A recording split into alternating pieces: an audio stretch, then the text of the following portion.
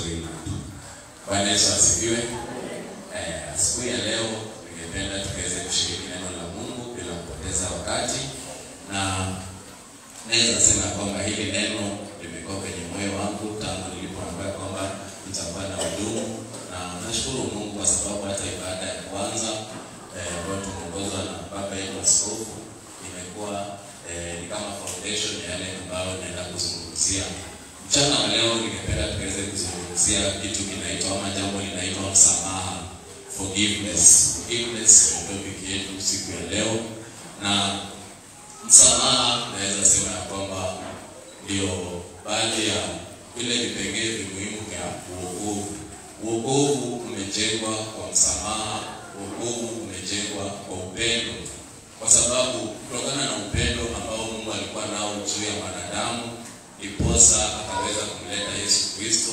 Yesu Kristo aliletwa kwa ajili ya msamaha, akaweze kusamehe dhambi zetu, akaweze kutuondolea dhambi zetu ili tukaweze kurithi uzima wa milele. Kwa hivyo msamaha ni jambo la muhimu sana ambalo mimi na wewe kama Mkristo ina sound kwa rahisi hivyo, lakini ni jambo ngumu, ni jambo mzito, na ni jambo ambalo linaweza kuzuia mambo mengi. Katika mambo yetu kupanuka, utapata kwamba kama moyo wako hauko tayari kusamehea, utapata hilo jambo litakuzuia kupanuka kwako. Na pia tumekuwa tukijifunza kuhusu waiting upon the Lord, kumngojea Bwana. Wakati unamngojea Bwana, inakupasa kwamba uwe umefungua moyo wako, uwe umeachilia moyo wako, uwe hakuna mtu yote ambaye umebeba katika moyo wako ati kwa sababu alikukwaza ama aliwahi kukukosea. Kwa hivyo hata pia kwa jamii tumekuwa tukifundishwa kwa njia la Sunday kuhusu vile vitu ambavyo vinamchukiza Mungu katika jamii zetu, vitu ambavyo zinazuia ule baraka ambazo Mungu ameleta katika jamii zetu. Unapata pia kwamba kutosamehea inaweza zuia zile baraka ambazo Mungu ametaka ziwe katika juu ya maisha yako. Na jamii, unapata jamii inapatikana mara tatu. Kuna jamii ile ambayo umezaliwa ndani, na jamii ambayo umeoleka ama kuoa ndani, ni jamii ya kwanza. Kuna jamii ya pili ambayo ni kanisa. Jamii ya tatu ni mahali ambapo unafanya kazi. Kwa hivyo hizo jamii tatu, kama kuna mahali popote hamna msamaha, kuna mahali popote kuna vikwazo vinawazuia nyinyi, utapata kwamba hizo jamii utakuwa na kutobarikiwa kwa sababu ya kutokuwa na msamaha kati yetu. Kwa hivyo ningependa tu mchana wa leo wachilia tu moyo wako tunapoenda kujifunza kuhusu msamaha. Usiweke limitations ya kwamba ilifaa nisamehe mtu fulani na fulani afai kusamehewa. Wacha tuone neno la Mungu linavyotuelezea. Tutaangalia mambo kama 4 ama 5 kuhusu msamaha. Jambo la kwanza tunaenda kuangalia ni kwamba God is ready to forgive. Mungu yeye ako tayari kusamehea. Sasa ni wewe mwenyewe ukaje mbele zake na uombe ule msamaha, lakini Mungu ako tayari kusamehea. Wacha tuangalie katika kitabu cha Isaiah chapter 1 verse number 18. Isaiah chapter 1 verse number 18. Neno la Mungu linasema, "Come now and let us reason together, says the Lord. Though your sins are like scarlet, they shall be as white as snow. Though they are red like crimson, they shall be as wool."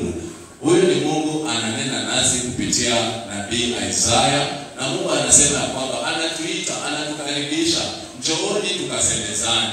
Mungu anakukaribisha tukaweze kusemezana, na hii kusemezana anaongea kuhusu dhambi zetu. Anasema japokuwa dhambi zetu ni nyekundu sana, zitakuwa nyeupe kama theluji. Kwa hivyo jambo la kwanza, Mungu anapokuita anataka kwa hiyo kusemezana ya kwamba ukaweke dhambi zako kando, kwa sababu Mungu ni mtakatifu, na tunapokuja mbele zake ili tuwe katika kiwango kimoja, ili maombi yetu kaweze kusikika, ili akaweze kuachilia baraka zake juu ya maisha yetu, lazima nasi pia tuwe watakatifu. Na kuwa mtakatifu inamaanisha kwamba ile dhambi ambayo iko ndani mwako ukaweze kuikiri, na kuisio kuikiri unaikiri na unawachana nayo. Mungu anapotukaribisha anasema kwamba japokuwa dhambi zetu ni nyekundu sana, haijalishi dhambi yako ni gani, haijalishi umeua, haijalishi wewe ni mchawi, haijalishi wewe ni mwizi, haijalishi wewe ni masengenyo, hiyo uzito wa hiyo dhambi haijalishi.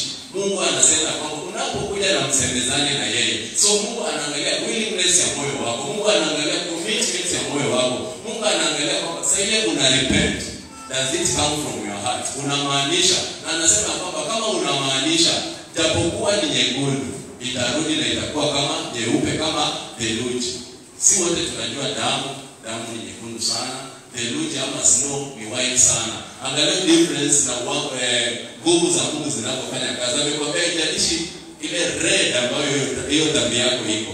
Mungu ako na nguvu na uwezo ya kuifanya ikuje kuwe white kama theluji, ama hata tumie maziwa ama wool. Itarudi kuwe nyeupe kama wool. Lakini inategemea na repenting heart. Bwana Yesu asifiwe. Uko tayari kwenda mbele za Mungu na ukaombe msamaha. Na unapomwomba msamaha, uko tayari kubadilisha mienendo yako. Sio kuomba tu msamaha for the sake of kuomba msamaha, bali kuomba msamaha ukimaanisha na ubadilishe njia zako, uanze kutembea katika njia ambazo ni za haki. Bwana Yesu asifiwe. Kwa hivyo Mungu ako tayari kutusamehea. Anaposema katika neno lake kwamba haya, njooni, ametukaribisha twende tukaombe msamaha. Angekuwa hayuko tayari kutusamehea, angetuita twende tukaweze kusemezana. Kwa hivyo ni wewe tu mwenyewe uchukue hatua, uangalie maisha yako, uone ni kwamba ni wapi sitembei kwa njia za Mungu, ni wapi mambo ama maisha yangu hayampendezi Bwana, na ukuje mbele za Mungu mwambie Mungu, mimi ndio mbele zako, umesema kwamba nije tukasemezane. Kwa hivyo utasemezana na Mungu na umwage moyo wako mbele za Mungu, uache dhambi nyuma na uanze kutembea maisha yako ikiwa safi. Bwana Yesu asifiwe. Ningependa pia tuangalie, bado tu tuko hapo kuonyeshana kwamba Mungu ako tayari kutusamehea. 1 John chapter 1 verse number 9.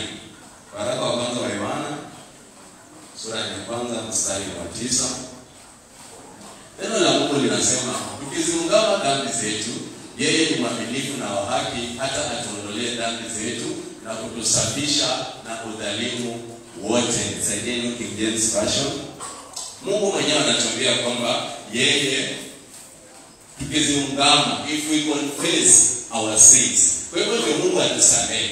Ndio ako tayari kutusamehe, lakini ndio atusamehe. Anatuambia kwamba inatupasa mimi na wewe, sisi wenyewe tukaweze kuconfess zile dhambi zetu. Kuconfess ni ile hali ya unakubali ya kwamba mimi ni mkosaji. Unakubali makosa yako. Usiseme kwamba ilikuwa ni weakness.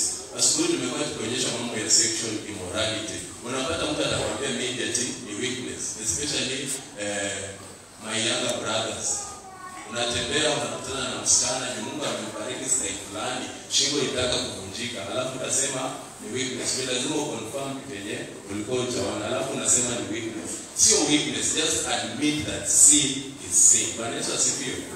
Unapo admit, unapokubali kwamba kwa hakika nimekosa, sio weakness ama mtu alinisababisha ama hali ilinisukuma. Kama umeiba, admit ya kwamba nimeiba. Usianze kuanza kureason na Mungu ya kwamba baba ni vile nilikuwa na njaa. Hapana, Mungu alijua nilikuwa na njaa na nikosa akile chakula ikakuwa pale, aone kama utaobey njaa yako ama utaobey commandment yake kwamba usiibe. Kwa hivyo usiende kwanza kureason na Mungu, niliiba kwa sababu nilikuwa na njaa. What you supposed to do kama Mkristo, wewe kubali makosa yako, admit your sins and come before the Lord, na ukafanye nini? Ukaombe msamaha. Hiyo ndio confession. Bwana Yesu asifiwe.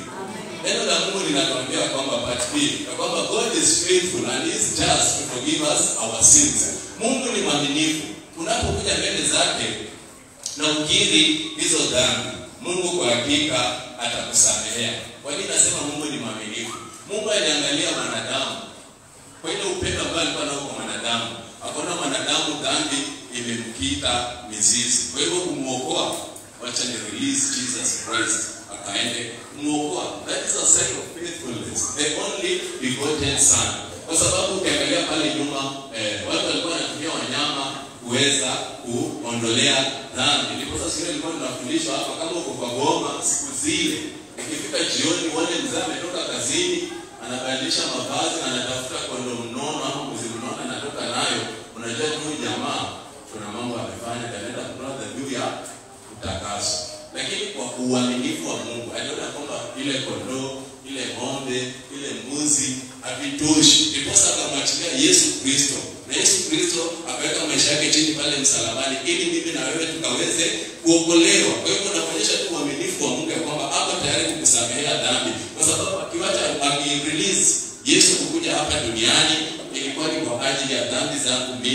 na wewe, tukaweze kupata msamaha. Kwa hivyo Mungu ni mwaminifu na ataweza kutusamehe dhambi zetu na kututakasa kutokana na udhalimu wote. Bwana Yesu asifiwe. Kwa hivyo usiangalie dhambi yako ama dhambi ambayo umetenda uzito wake. Hapana, angalia kwa uwezo wa Mungu kukusamehe dhambi. Angalia Mungu anakuita, na kabla akuite alisha release Jesus Christ ambaye alimwaga damu yake pale msalabani, damu ambayo iko na nguvu na uweza ya kuosha dhambi zote. Mwambie toba. Kwa hivyo Mungu atusaidie ya kwamba tukaweze kwenda mbele zake kwa ajili ya kuomba msamaha, especially jamii ya Wakristo. Mungu atusaidie sana, kwa sababu tunakaa kanisani lakini tumebeba mambo katika mioyo yetu.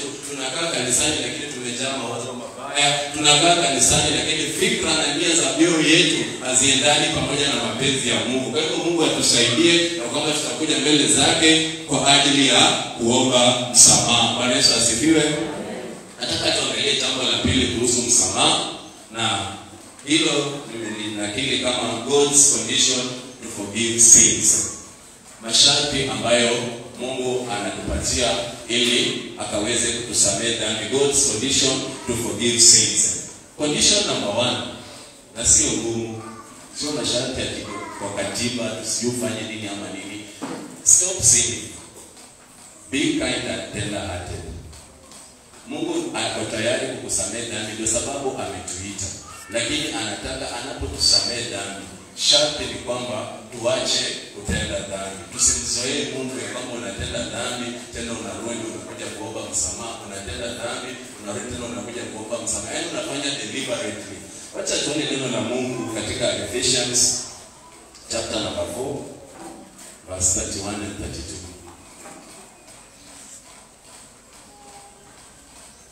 Neno la Mungu linasema, let all bitterness, wrath, anger, clamor, and evil speaking be put away from you with all malice.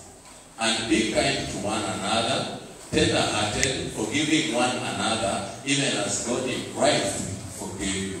Isaiah 31 kwa Kiswahili. Tena iweni uchungu wote na ghadhabu na hasira na kelele na matukano yaondoke kwenu, pamoja na kila namna ya ubaya. Bwana Yesu asifiwe.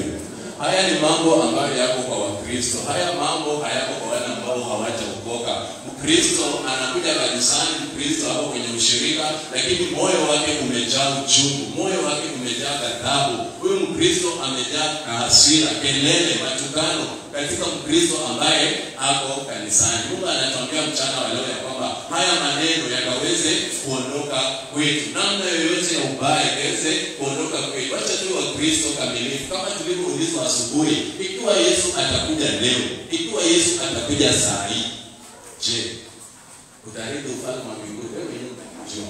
Unajua unapotembea, unajua unapowaza, unajua unaponena, unajua moyo wako. Je, Yesu Kristo akikuja saa hii, utarithi ufalme wa mbinguni? Hili ni swali ambalo inafaa tutembee na kuanzia leo, kaweze kutembea na hilo swali. Na utapata kwamba haya mambo ambayo tunaita madogo madogo, uchungu, watu wamejaa na bitterness katika mioyo yao, watu wamejaa na hasira, matusi imekuwa ni kitu cha kawaida. Hata Mkristo anaweza tukana mwenzake mbwa, anaona ni jambo la kawaida kabisa. Mungu atusaidia kwamba our speeches should be seasoned with grace. Matamshi yetu sisi ambao tumeokoka iwe tofauti na wale ambao hawajaokoka. Wacha tupeane mioyo yetu kwa Mungu. Tupeane mioyo yetu kwa Mungu kwamba akaweze kuitakasa, tukaweze kuishi kwa njia ambazo zinampendeza Mungu. Mawazo yetu, fikra zetu, kile unavyofikiria kwa ndugu yako, kile unavyofikiria kwa dada yako, kile unavyofikiria kwa mchungaji wako, wacha ziwe ni fikra ambazo ni za kujenga. Bwana Yesu asifiwe. Isaiah verse 32. Tena iweni wafadhili ninyi kwa ninyi, wenye huruma, mkasamehane kama na Mungu katika Kristo alivyowasamehea na nyinyi. Neno la Mungu linatuambia kwamba tukawe wafadhili sisi kwa sisi. Wale ambao walikuwa kwa Friday service tulionyeshwa kuhusu charity work. Na ndio hii, tusingoje ya kwamba tuna shida hapa kanisani tuende tutafute mfadhili mwingine ili hali sisi wenyewe tunaweza saidiana hapa kwa hapa. Kuna dada mmoja alikuwa anasema hapa, sasa hivi tunafanya hapa maombezi, mwingine anaomba apate gari, mwingine anaomba apate school fees ya 100,000, mwingine anaomba apate chakula cha shilingi 500. Pia chakula shilingi 500 twende mbele za Mungu tunaomba. Ama tungojee muhindi atoke huko kitia sana tuletee chakula shilingi 500. Wewe dada alikuwa anasema ukisikia mimi kama wewe unakwenda na usimpea mdogo ili tuendelee kuomba. Bwana Yesu asifiwe. Kwa hiyo neno la Mungu linatuambia tuwe wafadhili sisi kwa sisi. Ukiona ndugu yako hapo na hitaji, usiseme ati hiyo ni yake. Hapana. Mungu amekuweka hapo na sababu. Mungu amekusababisha wewe uone lile hitaji akijua kwamba unaweza lifikia. Kwa hivyo tukaweze kutii neno la Mungu na tuweze kufadhiliana sisi kwa sisi. Tuwe wenye huruma. Na jambo la muhimu hapo ndio part B. Tukasameheane kama na Mungu katika Kristo alivyowasamehea na sisi. Mungu anataka tukaweze kusameheana. Lakini unapata Mkristo ameokoka lakini anasema ule siwezi kusamehe. Kile ambacho alinitendea siwezi sahau na siwezi kusamehea. Na tuko kanisani tunakiri Yesu Kristo kuwa Mwokozi na Bwana wa maisha yetu. Mungu alitusamehea bure. Ndio tunalipia gharama kwa wokovu. Lakini Mungu alipomrelease Jesus Christ as an atonement of our sin ilikuwa ni bure. Kwa hivyo na sisi inatupasa na tukaweze kusamehea na wengine. Bwana Yesu asifiwe. Usiangalie ile dhambi ambayo amekufanyia ama uovu ambao amekutendea, kwa sababu ukianza kuangalia yale, Yesu Kristo hakuangalia yale. Yesu alikusamehea wakati ulikuwa muuaji. Yesu alikusamehea wakati ulikuwa mwizi. Yesu alikusamehea wakati ulikuwa na chuki. Lakini wewe kwa sababu mwenzako labda ni mbuzi wake wameingia kwa shamba lako wakakula miti mbili za sukuma ama miti mbili za mahindi, unaona kwamba hii lazima atalipia na huyu sitawahi kumsamehea. Yesu angekuwa anafikiria hivyo. Yesu alikufa juu ya dhambi ya zaidi ya watu milioni 50, wengine hata hawajazaliwa, dhambi zenye yeye mwenyewe hakutenda. Kwa hivyo wakati unakataa kumsamehea, mpendo, unajua kwamba pia unamhuzunisha Yesu, kwa sababu Yesu alikusamehea na yeye mwenyewe ni mtakatifu. So mbona unakuamilia tu kwamba ule siwezi msamehea, hata afanye nini siwezi msamehea? Lakini tufanye wapendwa, hii kutokusamehea iko kanisani. Bwana Yesu asifiwe. Amen. Mimi Mungu alinisaidia siku za leo kwa madhabahu. Niliishi pia kule kwingine. Kule kwingine kuna msamaha. Especially when tunaona watu walevi tunawadharau. Wale watu wako na msamaha. Wanakosana sahihi, kesho wanakuwa marafiki, wanakunywa from the same cup. Lakini Christians, grudges in our hearts, unforgiveness in our hearts, and yet tunaenda mbinguni. Mungu atusaidie. Atumwagilie neema ya msamaha. Tukaweze kusameheana wengine. Angalia tu Yesu. Alikuwa mtakatifu lakini alikufa kwa ajili ya mimi na wewe. Lakini wewe tu mtu amefanya kitu tu inaweza sema ni kidogo. Wewe mwenye unafaa umfundishe msamaha, wewe ndio unasema siwezi kumsamehea. Hata kuna msemo wengine wanasema atasameheana kidogo. Usiposamehea huyo mtu sahihi, mbingu hiyo forget about it. Kwa sababu utakuwa na ile pasi maneno unaita heri mbinguni, na ifai kwa hivyo. Samehea tu sahihi kama tuko wazima na Mungu atakuwa anatubariki. Pia usiposamehea mwenzako unaleta shida kanisani. Bwana Yesu asifiwe. Amen. Tulikuwa tunaongelea kuhusu jamii. Usiposamehea unaleta shida kanisani, unaleta shida kwa ile jamii ambayo umezaliwa ndani, umeolewa ndani. Kwa sababu ile usiposamehea inazaa chuki. Bwana Yesu asifiwe. Amen. Kama hujasamehea mtu ukimuona kuna kitu kitaikuta ndani yako. Hiyo inaitwa chuki. So usiposamehea unaleta shida kanisani. Ule mtu ambaye hujamsamehea utaenda kwa mwingine uanze kumwongea kuhusu, uende kwa mwingine umwongee kuhusu, and then utapata kwa kanisa kunakuwa na rift, kunakuwa na vigawanyiko kwa sababu haukusamehea mtu. Ndiye kanisa inapaswa mwenye mmoja. Bwana Yesu asifiwe. Si Mungu atusaidie tuachilie watu. Tupia sasa unakataa kusamehea. Unajua ndio unabeba hiyo mzigo. Ule mwenye umekataa kumsamehea anaishi free, hata labda alisahau kama alikukosea, lakini umemweka kwa moyo wako, anafanya ndani vizuri, anafanya ukuli vizuri. Na hapa kwa moyo ndio umemweka tena alipi rent. Anaishi free of charge. Lakini anakusumbua mpaka unaweza pata magonjwa. Unaweza pata pressure, unaweza pata ugonjwa wa sukari kwa sababu hujasamehea mtu. So unaona biologically pia inakuletea shida. Na pia spiritually mbele za Mungu inakuletea shida. Kwa hivyo ni ombi langu mchana wa leo na kwamba Mungu aweze kutusaidia tuwe watu ambao tuko tayari kusameheana. Bwana Yesu asifiwe. Amen. Na pia Mungu ametupea sharti. Ametupea sharti ya kwamba hata tusamehe kama tutasamehea wengine. Hata iko kwa Lord's Prayer. Kwa hivyo ni lazima tusameheane. Kwa Mungu atusamehe. Kwa hivyo wewe kama umeshikilia mtu kwa moyo wako atawezi msamehea. Mpenda hata ukuja hapo upige duru, Mungu samehea, Mungu samehea. Enda usamehe ule Hilo ni neno la Mungu. Forgive others their trespasses, alafu Mungu anafanya nini? Atakusamea trespasses zako. Lakini ukizifuatilia, hata ukifunga ukiomba kwamba Mungu akusamee, Mungu akumbuke rehema, na bado umeshikilia watu kwa moyo wako, hiyo ni bure. Kwa hivyo Mungu atusaidia kwamba tutawaachilia wale ambao walitukosea. Na kitu fulani ni makosa zingine zenye hata hazistahili. Usidhani ile mwenye umeshikilia kama aliua mtoto wako. Sidhani kama aliua baba yako ama mama yako. Ni vitu zingine maina sana yenye inafanya hatuwezi samea wenyewe. Na unajua inakufungia baraka zako, inakufungia destiny yako. So Mungu atusaidia kwamba tutawaachilia, nasi tutakuwa huru, tutakuwa tayari kupokea baraka za Mungu, tutakuwa tayari kupanuka katika huu mwaka wetu wa kupanuliwa. Bwana Yesu asifiwe. Acha tuangalie jambo la tatu. Jambo la tatu ni limits of forgiving. Hii kusamea unafika wapi? Ama naweza samea mara ngapi? Matthew 18:21 and 22.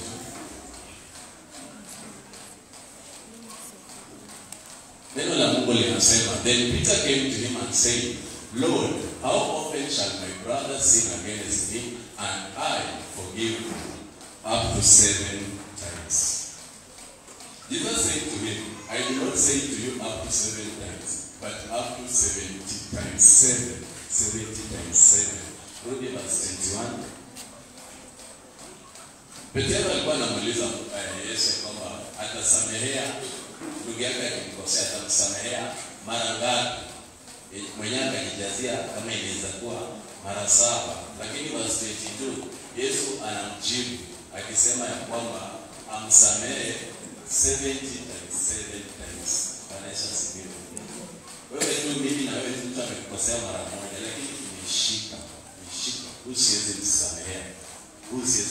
Lakini na Mungu anatuambia kwamba tukasameheane, si mara moja, si mara 2, si mara 3. Tusameheane. Kwa sababu hata wewe, mimi na wewe tumetenda maovu, lakini tunaenda mbele za Mungu nisamehe. Kumbuka rehema. Monday asubuhi, kumbuka rehema.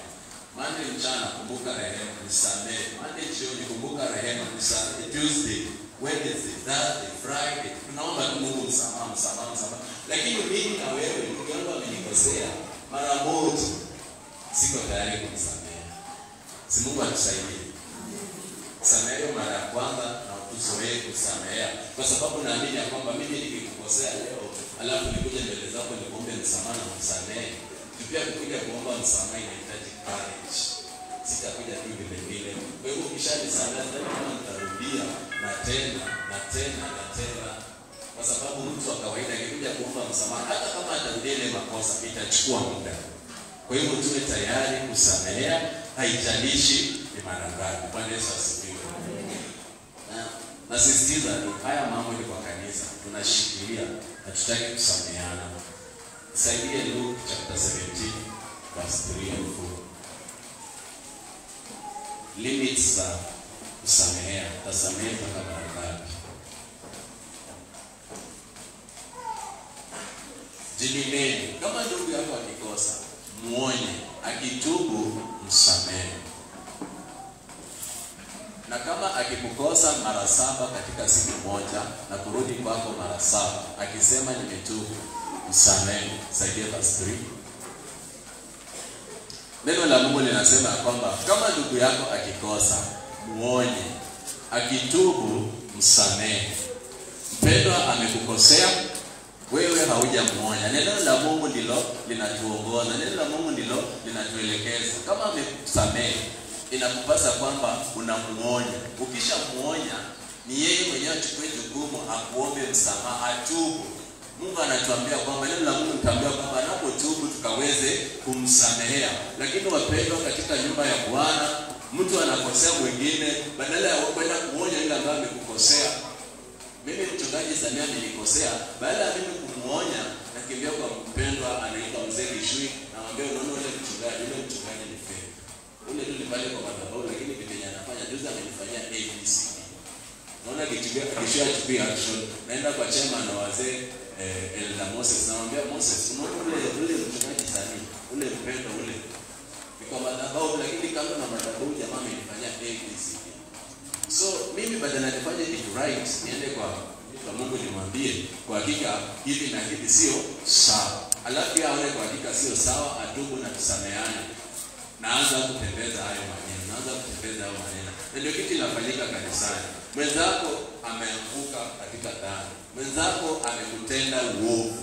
Wewe inafaa uwe a brother's keeper. Wewe inafaa umlinde, wewe inafaa umtie katika au umtie moyo katika wokovu. Ni jukumu lako kumwonyesha kwamba mpendwa, kile ambacho umefanya mbele za Bwana sio sawa. Anaposikiza vile aweze kutubu na akaweze kusamehewa, lakini sio kubeba moshelea fulani ama usiye mpendwa anaanguka katika dhambi. Sasa hilo ndilo mtakimbia na hata hutatulia.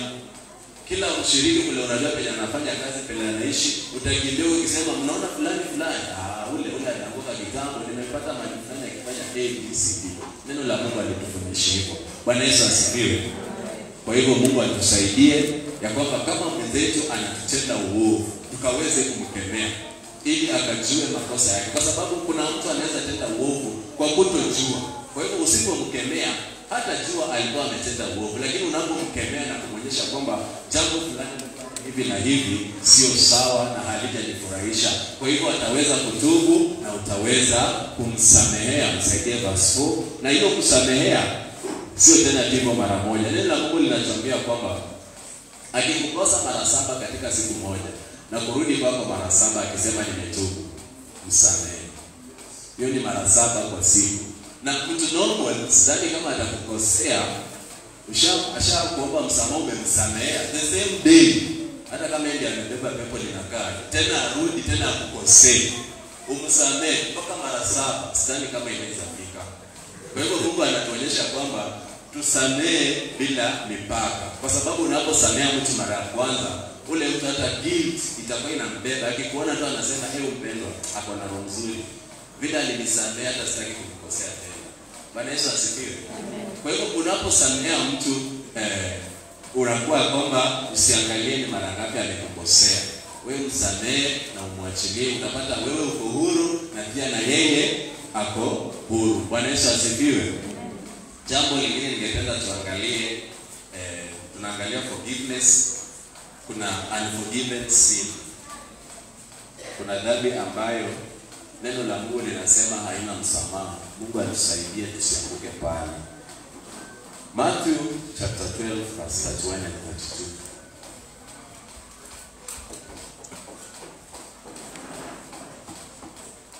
Kwa sababu hiyo nawaambia, kila dhambi na kila neno la kufuru watasamehewa wanadamu, ila kwa kumkufuru Roho hawatasamehewa.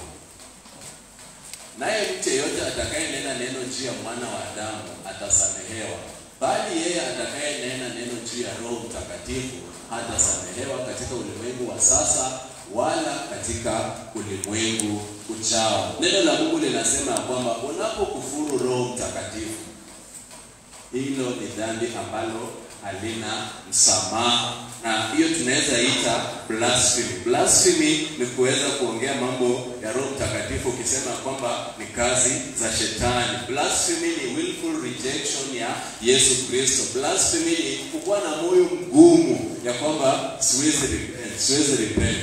Kwa hivyo Mungu atusaidie tuondoke kwa blasphemy. Ndio maana Mungu atusaidie unaponena maneno kuhusu watumishi wa Mungu, be very careful.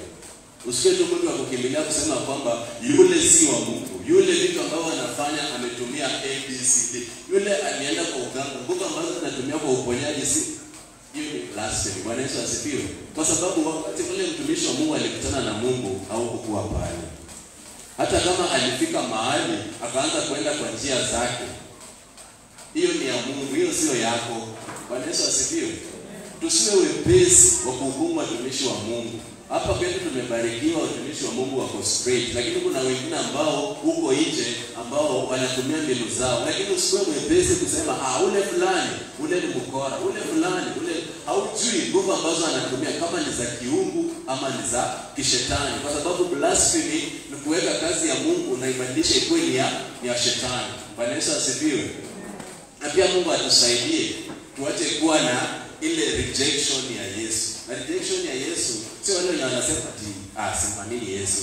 Wakati Yesu anakuambia kwamba wacha uovu, wacha uwizi, wacha kuwa na roho chafu, wacha tamaa, na unakataa kumsikiza, Yesu umemkataa. Bwana Yesu asifiwe. Unapokataa mafundisho ya Mungu, wewe unatembea na huyo mtu kweli? Si umemkataa? It's the bitter truth. Ukikataa kumsikiza Yesu, akikwambia wacha kuiba na kuiba, inamaanisha uendani pamoja na yeye. Kwa hivyo Mungu anatusaidia kwamba hatutakuwa wepesi wa kuhukumu watu wa Mungu, kwa sababu hujui anatumikia roho gani. Kama anatumikia Roho Mtakatifu, Roho Mtakatifu ambaye Mungu ameweka juu yake, ndiye anafanya hizo healings, ndiye anafanya hizo deliverances, ndiye anafungua watu. Na unaenda kusema kwamba unaona ile pete ambayo amevaa, unaona ile kitambaa kubwa ambayo ako nayo, unaona ile mafuta ni kama ilitoka sijui wapi na wapi. Hapo unajua penye walitoa. Mungu aturehemu. Bwana Yesu asifiwe. Be careful wakati una dress utumishi wa Mungu. Be careful wakati una dress the works zenye zinafanyika katika madhabahu, hata kama si madhabahu yetu haya. Usikuwe mwepesi wa kuhukumu wale watumishi wa Mungu. Usikuwe mwepesi wa ku make a judgment kutokana na yale ambayo yanatendeka katika yale madhabahu, kwa sababu hauna uhakika. Bwana Yesu asifiwe. Kwa hivyo Mungu atusaidie ya kwamba hatutakuwa tunajiingiza kwa mambo ambayo yametushinda. Jambo la mwisho ningependa tuangalie mchana wa leo ni reconciliation. Kwa msamaha, ningependa tuangalie jambo ambalo linaitwa reconciliation. Na reconciliation naweza sema ni making friends out of enemies. Making friends out of enemies is reconciliation. Watu walikuwa maadui, lakini sasa tunakuwa na urafiki, tunakuwa na upatanisho, and to remove the cause of separation and enmity. Hiyo reconciliation haiishi mpaka kile chanzo cha watu kutopatana, kile chanzo cha watu kutoelewana kitakapoondolewa, ndio inaitwa reconciliation. Sasa unapata mtu A kama wako anapatana na mtu B, unatoa ile kizuizi ambayo ilikuwa katikati yao, hao watu wanakuwa marafiki. Na tukirudi katika context ya wokovu, unapata kwamba out of dhambi wanadamu na Mungu njia zao ziliweza kutengamana, lakini Mungu kwa ajili ya upendo alionao juu ya wanadamu akaweza kuleta Yesu Kristo, akasimama pale katikati na kukakuwa na upatanisho kati ya wanadamu na Mungu. Bwana Yesu asifiwe. Wacha tuangalie 2 Corinthians chapter number 5 verse 17 to 21.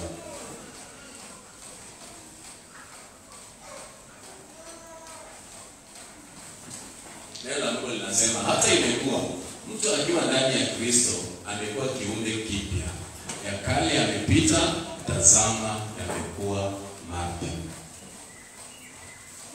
Lakini vyote pia vyatokana na Mungu aliyetupatanisha sisi na nafsi yake kwa Kristo, naye alitupa huduma ya upatanisho.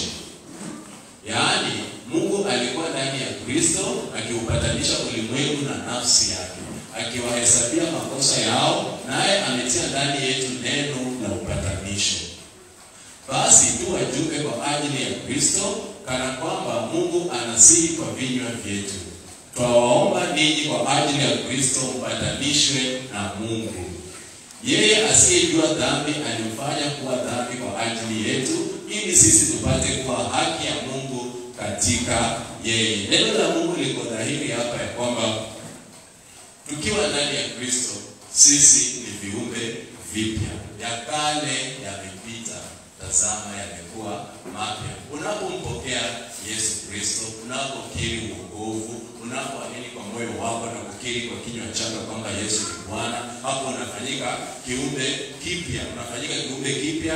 Yale ya kale, ule mtu wa kale, ule mtu wa uovu anakuwa amebaki nyuma na unajivika Kristo. Sasa unafanyika kwamba wewe ni temple ama wewe ni hekalu la Mungu. Kwa hivyo ya kale yamepita na unaanza kuishi kwa upya. Lakini unapata kwamba tulikiri Yesu Kristo, sisi tunasema sisi ni viumbe vipya, tumebeba Kristo, lakini ya kale bado tumeyabeba. Hapo hatuwezi kuwa na double standards. It's either ni Yesu aliingia kwa sababu ya kale alitoka, lakini kama ya kale bado yako ndani, then Kristo alitoka. Hawezi kuwa mahali ya kale bado yako. Unasema wewe ni kiumbe kipya, lakini kwa mikutano ya moshene haukosi pale. Unasema wewe ni kiumbe kipya, lakini moyo wako umejaza chuki. Unasema wewe ni kiumbe kipya, lakini moyo wako umejaza hasira, mahali hasira iko, mahali chuki iko, usiite pale mahali kama hekalu la Yesu. Bwana Yesu asifiwe. Na Yesu tunapompokea, anapoingia katika maisha yetu, tunapokuwa hekalu lake, pia hataki tu tukae, anataka tufanye upatanisho. Kwa sababu yeye alikuja ni kwa ajili ya kupatanisha kutoka kwa uovu tukaweze kurudia Mungu. Kwa hivyo pia na sisi tuko na jukumu la kuweza kupatanisha watu kutoka katika maisha ya dhambi tukaweze kuwaleta kwake Yesu Kristo. Bwana Yesu asifiwe. Kwa hivyo unapookoka, vile wewe ulihubiriwa, vile wewe mtu alikufikia ndiposa kuondoka kwa maisha ya dhambi, Yesu anatarajia pia na wewe ukaweze kufikia mtu, ukaweze kufanya upatanisho kwa yule mtu na Mungu, ukaweze kuokoa mtu kutoka kwa mikono ya mwovu shetani, ili ufalme wa mbinguni uzidi kupanuka tunapoleta watu katika Yesu Kristo. Bwana Yesu asifiwe. Kwa hivyo nashukuru Mungu kwa ajili ya kunena na nafsi zetu mchana wa leo, na ningependa tu ninapomalizia, kila mmoja unajua maisha yako, unajua moyo wako, unajua jinsi umekuwa ukitembea katika hii safari.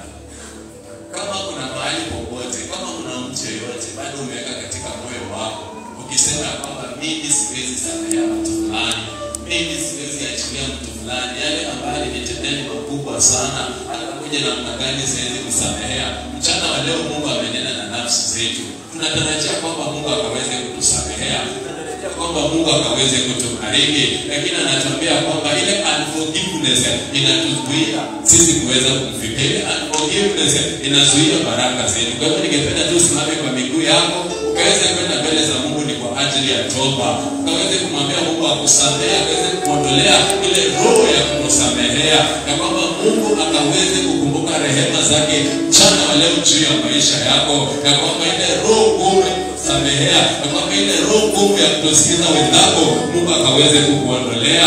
Ipo sauti yako mbele za Mungu, kwa sababu wewe mwenyewe unajijua, wewe mwenyewe unajua wale ambao katika moyo wako, wewe mwenyewe unajua wale ambao mwenyewe umeapa na kwamba hautawahi kuwasamehea, na kwamba Mungu akusaidie ukaweze kuachilia, Mungu akusaidie ukaweze kuwasamehea, kwa sababu Mungu ametuambia kwamba tusiposamehea naye pia hatakusamehea. Na bila msamaha wa Mungu hatuwezi kuona ufalme wake. Bila msamaha wa Mungu hata mwaka kupanuliwa itabaki kuwa historia. Kwa hivyo ipata sauti yako mbele za Bwana, kuombea kwa mchana wa leo akaweze kuruka rehema juu ya maisha yako, na kwamba mchana wa leo akaweze kusaidia, na kwamba ile roho ya kusamehea inaenda kuondoka.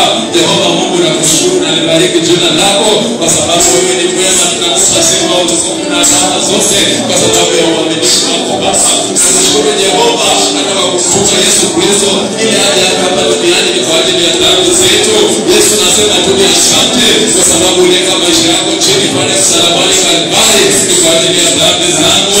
Pokea sifa na utukufu mchana wa leo kwa sababu ya ile sababu ambayo uliweka pale msalabani. I thank you for the great sacrifice that you paid on the cross of Calvary. I thank you for the heavy price that you paid on the cross of Calvary because of my sins. Ndipo mchana wa leo Jehova nakuja mbele zako nikikabidhi moyo wangu mbele zako Baba, nikiomba kwamba uweze kuondolea roho ya kusamehea, kwa kwamba Jehova utanijaza na neema kuweza kusamehea na kupa sifa na utukufu kwa sababu wewe ni mwaminifu, na unasema kwamba lolote tunaloomba tukikwamini unaenda kutupatia Baba. Nasema tu ni asante. I give you all the honor this moment, Lord. I give you all the glory, Jesus, because of thy forgiveness, Lord. Thank you for the price that you paid on the cross. Thank you for the blood that you shed on the cross because of my sins, Lord. I bless your name, O King of glory, as I worship you this afternoon. For you what I will deserve, Lord. You lift and abound other names, Lord. Thank you for the grace of forgiveness, Lord. Thank you, Jesus, for taking away the spirit of unforgiveness. We bless your name, O King of glory, as we worship you, Jesus. In Jesus' name. In Jesus' name. Yeah.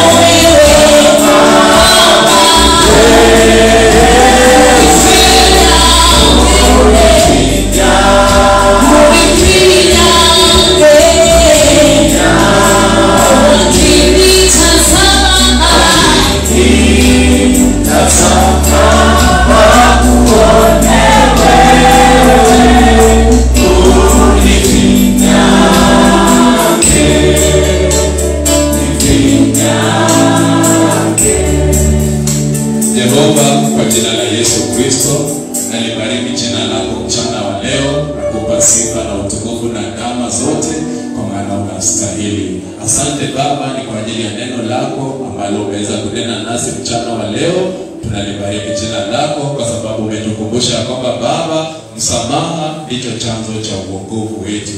Mchana wa leo ni ombi langu ya kwamba Baba unaenda kututaza na roho ya msamaha Baba, ya kwamba hatazidi kushikilia watu katika mioyo yetu Baba.